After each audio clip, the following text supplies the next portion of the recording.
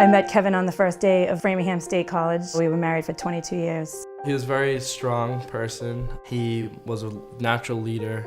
It was heartbreaking. He sat us down at the kitchen table and he said, "Guys, I have ALS." And we were like, okay, well, what does that mean?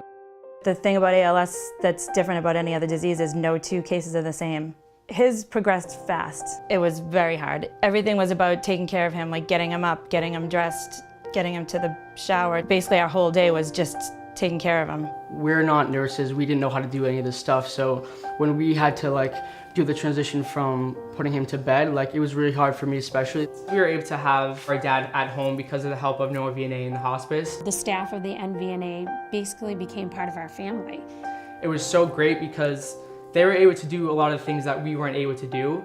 And in turn, we were able to just, be present with him. They really allowed us just to be, his kids for a day. And that is something that, we'll truly never forget. Kevin lived a good life and he had a beautiful death. And it's because of the care that he had. Death doesn't have to be bad. It can be nice and beautiful. And if you're given the right support, that's what makes the difference. We were lucky we had this nice house to be able to do that. And for people who don't, the hospice house is great. At the NVNA, they give you many options, whatever's best for the family. If it's best to have that care in your own home or at the Pat Roche Hospice Home. And we have the social worker, the chaplain, all the services that the patient deserves to help them make those decisions that are right for them, to be at home or to be in the hospice home. The mission of the Pat Roche Hospice Home is to really give that sense of community so that when people are going through their end of life, they are surrounded by what they love and who they love.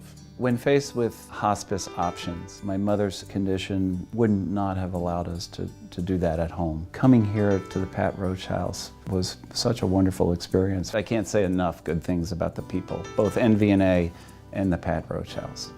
They are some of the most caring, warm, quality people I've ever met. These facilities are just walls and buildings, but what really matters is the quality of the people inside. They're so giving of their time and love, and it made a huge difference. It was peaceful, it was warm, it was welcoming. I felt I could leave the stress of the day at the door and really focus on my family and my grandfather. It's just such a beautiful place.